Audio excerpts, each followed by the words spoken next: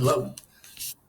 So on Wednesday, we read all about Coach and Ghost confronted each other about the shoes, and it was a very powerful moment.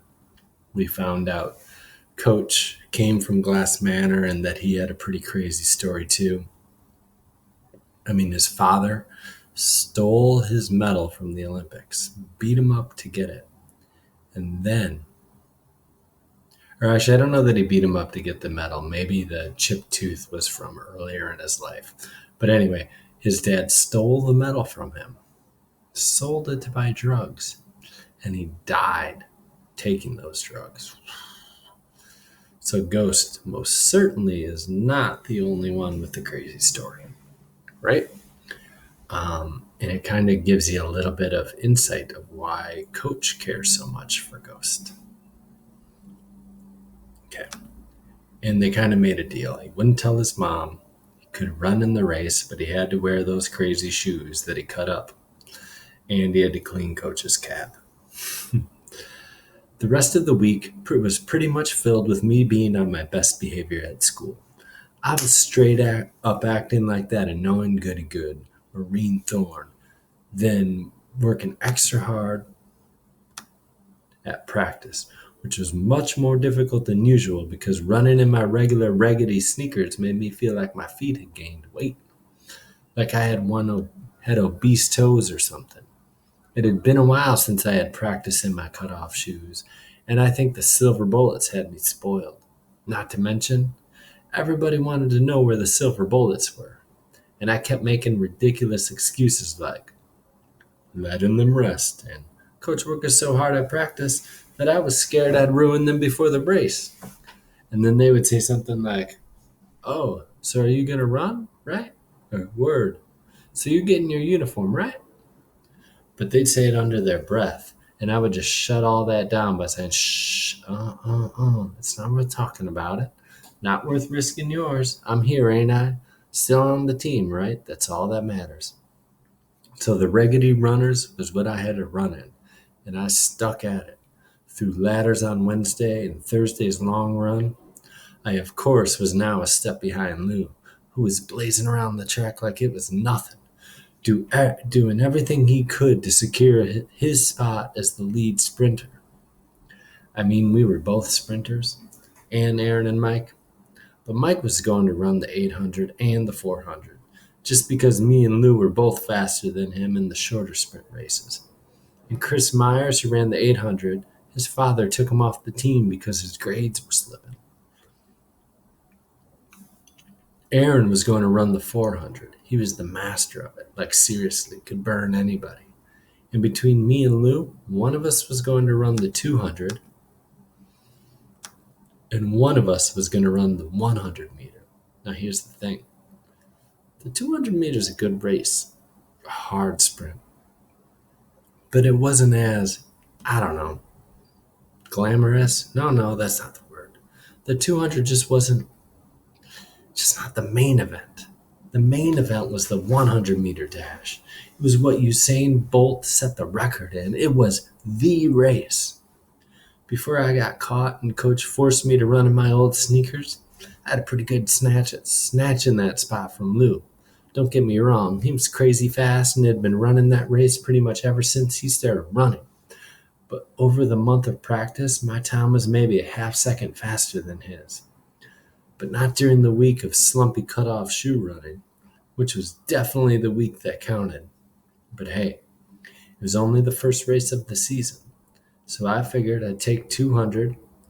Honestly, I'd run any of the races Coach would let me, and work my butt off and my legs and feet to earn the chance to run that race. Friday, Coach made me do exactly what he said I would have to, clean Nada's cab. He came over to my house after school and drove around to the back of the building where the dumpsters were. "Ghost, I'm not going to lie to you," he said, popping the trunk. "I don't know what might be in here." I wasn't sure either. I mean, the back seat was pretty much clear, just because that was the part of the car that he rode customers around in every day until I got in the car after practice. Then He put all the stuff in the front seat in the back, so the trash went from back to front, front to back. Fast food bags, gym bags, paper, shoes, and who knows what else. And then there was the trunk. When he popped it, and I looked in there and saw the end of the world, the back seat and front seat seemed spotless. The trunk was ridiculous. Coach, this is crazy, I said, staring into what looked like the black abyss. I know, he said, flashing an embarrassed smirk. I sure am glad you did a stupid thing and have to clean all this up. And I did.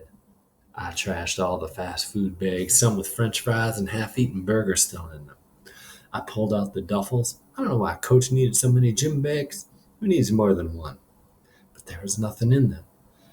They were all pretty much empty because all the shoes and stinky shorts and towels took up half the space of the entire trunk. Dirty socks and headbands and old jerseys from past years at the Defenders.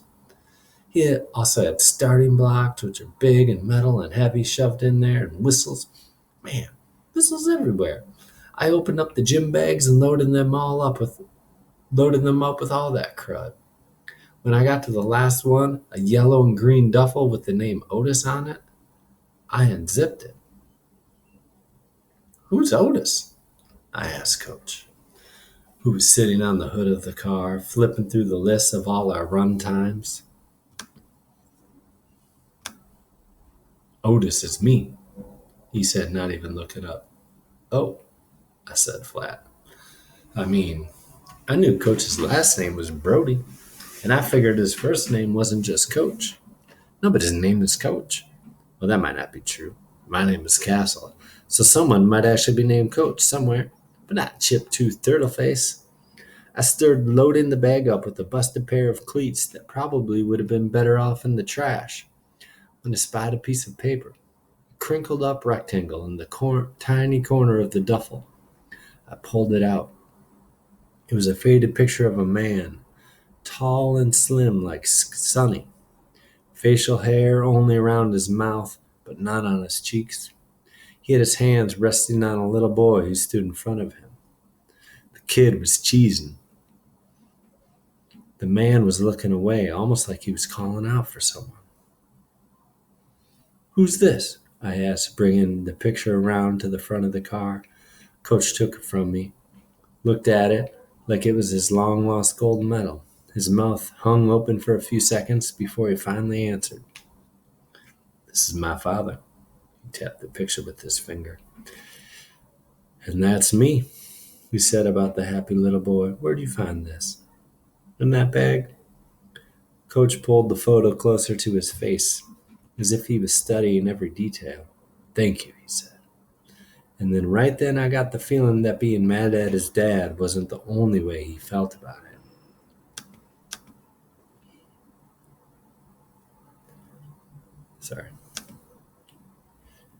Then I got the feeling that being mad at his dad wasn't the only way he felt about him. He was, but I could tell Coach also missed his pops. He loved him, and I could totally relate to that. Because as happy as I was that my crazy father wasn't around to hurt us no more, whenever he wasn't wasted, he was dope. That was my dad too, and I missed that version of him. Coach gingerly slipped the photo into his back pocket and pulled it right back out.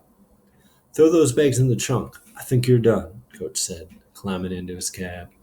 He took the photo and put it up in the dash part where the speed numbers are. I tossed all the gym bags full of dirty sports gear in the trunk and slammed it shut. Then I hopped in. Where are we going? You'll see. On the way to the land of you'll see. I teased Coach about the name Otis.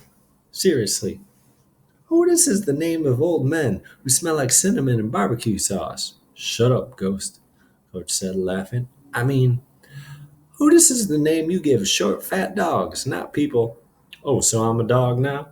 No, I didn't mean it like that, Coach. Well, how do you mean it? I just meant Otis is a great-great-great-grandpa's name. I paused, struck by another thought. Are you a mechanic? Because if you're a mechanic, then it's okay. Coach pulled over to the side of the road. You want to get out? I zipped it, and my mouth stayed zipped until we pulled up right in front of, wait for it, Everything Sports. I looked out the window and into the store. Tia was there, leaning against the counter, checking her cell phone. She could be doing some high kicks or some jumping jacks, but no, she was texting. Not an athlete. Do I need to tell you what we're doing here? Coach asked. And the truth is, he didn't. I knew why we had come, why we had to come, why I had to come, but it didn't feel good, that's for sure. As a matter of fact, it felt pretty whack. I looked Coach in his eye and shook my head before exhaling a heavy, guilty breath. You ready? He said. Yeah, I'm ready. Coach walked in and I trailed behind him with my head down, nervous and stupid feeling. Welcome to Everything Sports. Let me. Tia stopped mid-greeting when she saw me. Oh, it's you. Yes, it's him, Coach said, his car keys clinking as he set them on the counter. I was still behind him, staring down at the gray carpet. Head up, son. You know my rule, Coach coached. Stand tall at all times. I lifted my face and looked at Tia straight on. I'm sorry. I started, and in that moment, I realized sometimes a real apology can go a long way. Just like Shamika's at school. Just like the one I never got from my father. But he had just told me he was sorry for what he had done. Maybe. I don't know. Coach was leaning his ear toward me like Mr. Charles always did, as if he was hard of hearing. I followed up. I'm really, really, really sorry for stealing the shoes. I didn't mean anything. I made a stupid mistake. Stupid mistake. I mean, stupid mistake, Coach added, way too enthusiastic. That's what I said, Coach, stupid. Tia's mouth went from straight line to itty-bitty smile. Not big smile, but definitely not frown, and that was all that mattered. Okay, she said, I forgive you.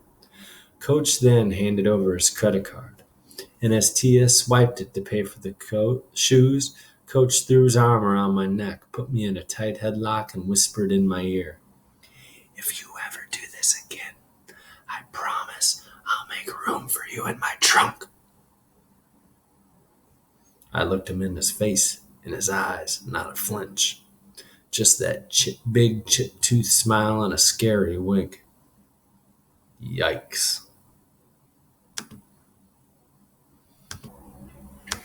For today's response, I'm really interested to see what you think about how Coach handled the shoes. So, we know that he had Ghost clean his cab and apologize.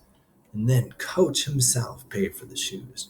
And he never told Ghost's mom. So if you were Coach, would you have done the same thing? Do you agree with him? Or would you have handled it differently?